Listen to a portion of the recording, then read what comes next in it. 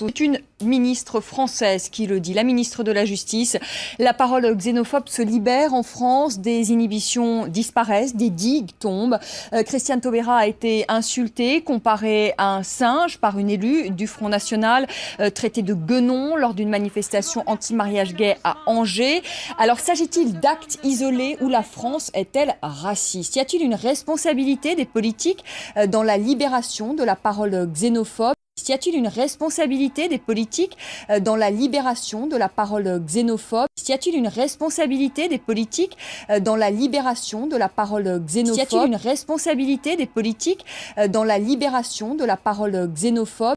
Y a-t-il une responsabilité des politiques dans la libération de la parole xénophobe? Y a-t-il une responsabilité des politiques dans la libération de la parole xénophobe? Y a-t-il une responsabilité des politiques dans la libération de la parole xénophobe? Y a-t-il une responsabilité des politiques dans la libération de la parole xénophobe?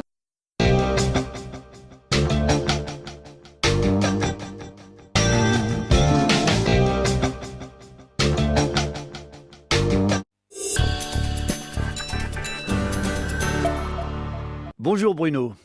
Mais qu'est-ce que tu vas faire de ta vie, petite conne? Je m'interroge. Déjà si jeune et déjà percluse de ressentiment, de rancœur, de violence larvée, de médiocrité, de bêtises. Qu'est-ce que tu vas faire de ta vie? Quel avenir nous promets-tu? Oui, petite sale conne, dans quel marigot insalubre, dans quel bourbier pernicieux, dans quel marécage de pensées rances et écœurantes vas-tu te mouvoir le reste de ta vie, toi qui au compteur de ton existence marque à peine 10 ans, toi qui vendredi dernier, te croyant amusante, te croyant pénétrante, imbécile, te croyant indocile, devant le palais de justice d'Angers a hurlé une peau de banane à la main, c'est pour qui la banane? C'est pour la guenon.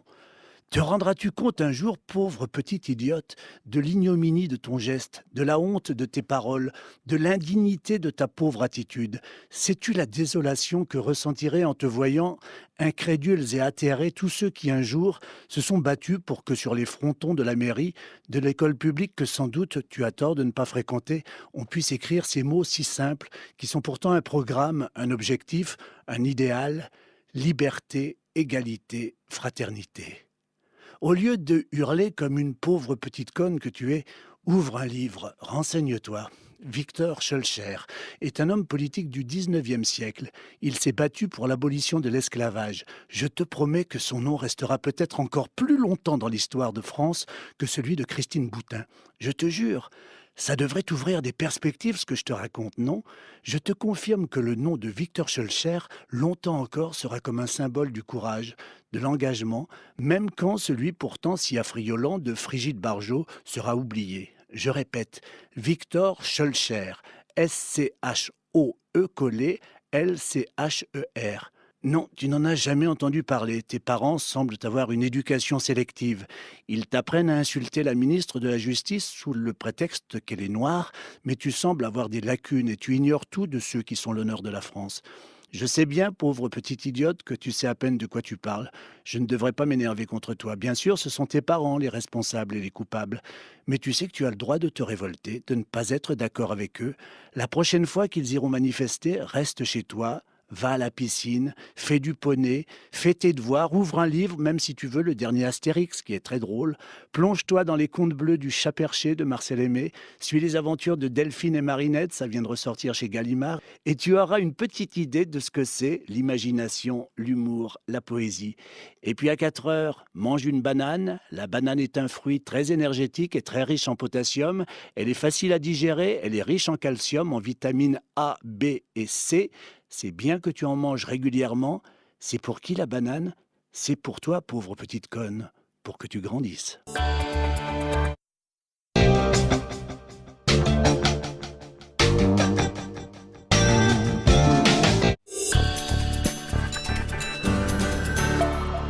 Je te présente mes excuses. Accepte-les, s'il te plaît. Je suis allé loin en te traitant de petite conne à plusieurs reprises lors de ma chronique il y a 2 semaines. Mais toi aussi, avoue que tu étais allé très loin en brandissant une banane devant le palais de justice d'Angers. Mais tu as 11 ans et j'en ai 54. Il n'y a donc aucune raison que je t'insulte. Tu es une enfant et je suis un adulte. Lorsque je me suis adressé à toi, vois-tu, j'ai presque oublié que tu existais vraiment. Tu étais une abstraction, comme un emblème du racisme, du rejet de l'autre et, excuse-moi, de la connerie. Aucune personne à elle seule ne peut être l'emblème de la connerie, ni toi, ni moi, ni personne. Nous avons, j'imagine, toi et moi, des instants où nous sommes inspirés, intelligents, tendres, ouverts, amicaux, respectueux, drôles, et puis des moments où nous sommes plus lourds, plus bêtes sans doute, enfermés dans des a priori, des dogmes paralysants. Samedi dernier, j'ai lu Le Courrier de l'Ouest. Ton père te défend parce qu'il a raison de te défendre et de t'aimer parce qu'il a raison de t'aimer. Il te présente comme une petite fille espiègle, sensible, artiste dans l'âme. Je suis sûr qu'il a raison, mais admets à ton tour que ma chronique était l'expression de ma colère et qu'il y avait de sérieuses raisons de se mettre en colère. Tu étais donc venu à une manifestation contre Madame Taubira et le mariage pour tous, admettons par hasard, avec une banane à la main. Il n'y avait aucune agressivité, précise ton père. Elle a dit la guenon, comme elle aurait dit la girafe. Poursuit ton père qui peine un peu à développer son argumentation. Mais admettons. Monsieur, si vous voulez vraiment protéger votre enfant, comme vous le dites vouloir le faire, ne l'entraînez pas dans votre militantisme qui est également une histoire d'adulte. Certains crétins ont dû penser qu'en dénonçant ton attitude, je me mettais du côté du manche, que je défendais à bon compte une femme de gauche. Je ne connais pas la garde des Sceaux, mais je me doute qu'elle n'a pas besoin de moi pour se défendre. Elle a la distance, la culture, la maturité intellectuelle. Mais je pense à une autre petite fille que je ne connais pas non plus, mais qui a 11 ans comme toi. Comme toi, elle va à l'école, elle a des activités le mercredi après-midi, elle a des amis, des copains, elle a un papa qui est né à Brazzaville ou à Kinshasa, une maman qui est née à Libreville ou à Bamako.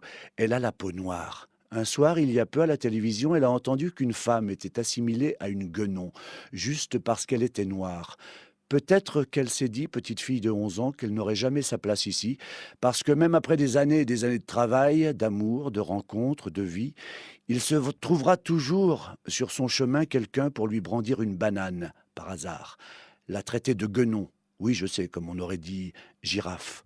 Pardonne ma gravité, ce n'était pas seulement une sottise de gamine, une grosse bêtise de cours de récréation. C'était dire à une petite fille de 11 ans que tu ne connais pas, que je ne connais pas, qu'elle n'aura jamais sa place ici. Pardonne-moi, j'étais en colère. Je n'aurais pas dû t'insulter il y a 15 jours. Mais essaie toi-même de ne pas accepter de te faire manipuler par qui que ce soit. Pardonne-moi, je retire mes insultes inappropriées. Sois heureuse, libre et fraternelle. C'est ce que je voulais dire il y a 15 jours.